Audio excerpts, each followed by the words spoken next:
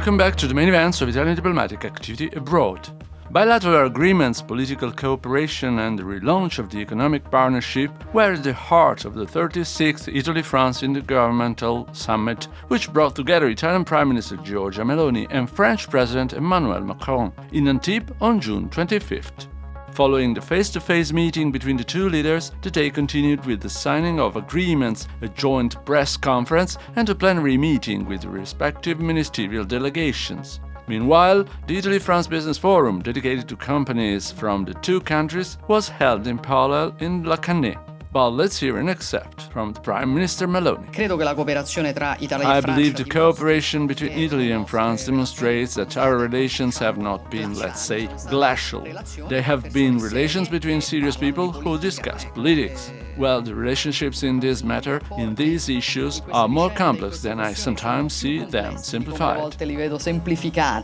As part of the summit, Foreign Minister Antonio Tajani and his French counterpart Jean-Noël Barrot signed two declarations. The first consolidates cooperation between two foreign ministries, promoting new initiatives for coordination, training and exchange of enterprise in the main areas of common interests.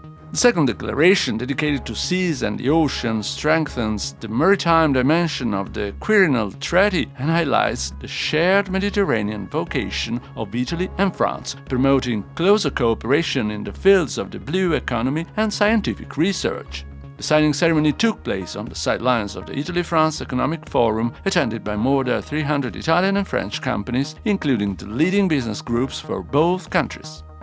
Earthquake in Venezuela. The Italian Minister of Foreign Affairs, through its crisis unit, the Italian Embassy in Caracas and the Consulate General, has held closely monitoring developments since the first moment following the two powerful earthquakes on the evening of June 24, providing consular assistance to the citizens affected.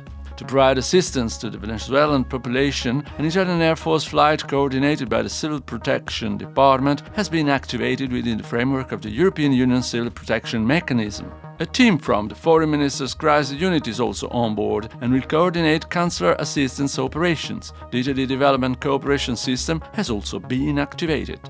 The two Italian flotilla activists who had been detained in Libya for a month were released on 23rd of June. Foreign Minister Antonio Tajani announced the news on social media. I am pleased to announce the release of Domenico Centrone and Leonarda Alberizia. Together with them, Matias Alvarez Rodriguez, an Uruguayan national who also holds Italian citizenship and whom we have followed and assisted in recent days, has also been placed in the care of our consul in Benghazi.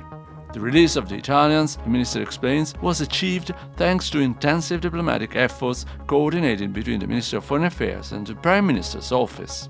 On June 24, Foreign Minister Tajani traveled to Tunis, where, together with Tunisian Prime Minister Sara Zafrani Zenzri, he opened the Italy-Tunisia Business and Economic Forum. The initiative aimed to strengthen the partnership and consolidate economic relations between the two countries, including within the framework of the Mattei Plan.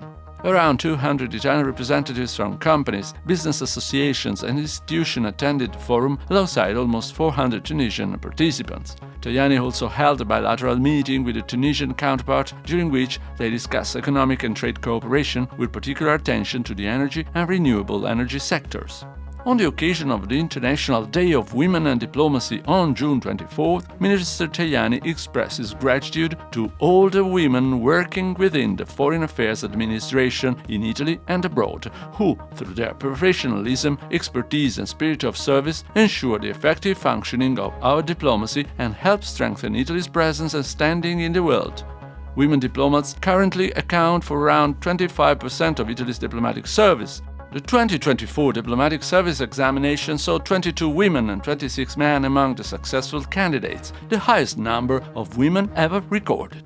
Deputy Foreign Minister Edmondo Cirielli traveled to Tbilisi, where he held high-level institutional meetings aimed at encouraging constructive dialogue based on democratic values among Georgia's various political forces, with the goal of supporting Tbilisi's return to the path of Euro-Atlantic integration.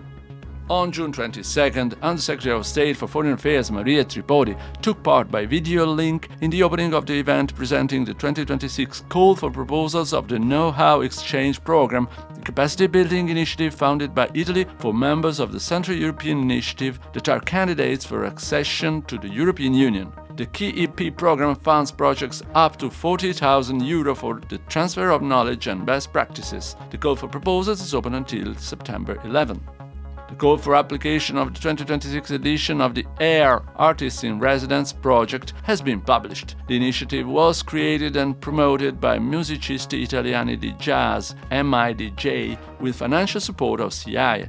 This competition aims to create a network of artistic residencies in collaboration with the Italian Cultural Institute, embassies and consulates across Europe and around the world. The talented young jazz musicians aged between 18 and 40. The participating locations are Addis Ababa, Bucharest, Mexico City, Copenhagen, Edinburgh, Madrid, Shanghai, Stockholm, Tirana and Warsaw. And that's all for now. Thanks for your attention and stay tuned.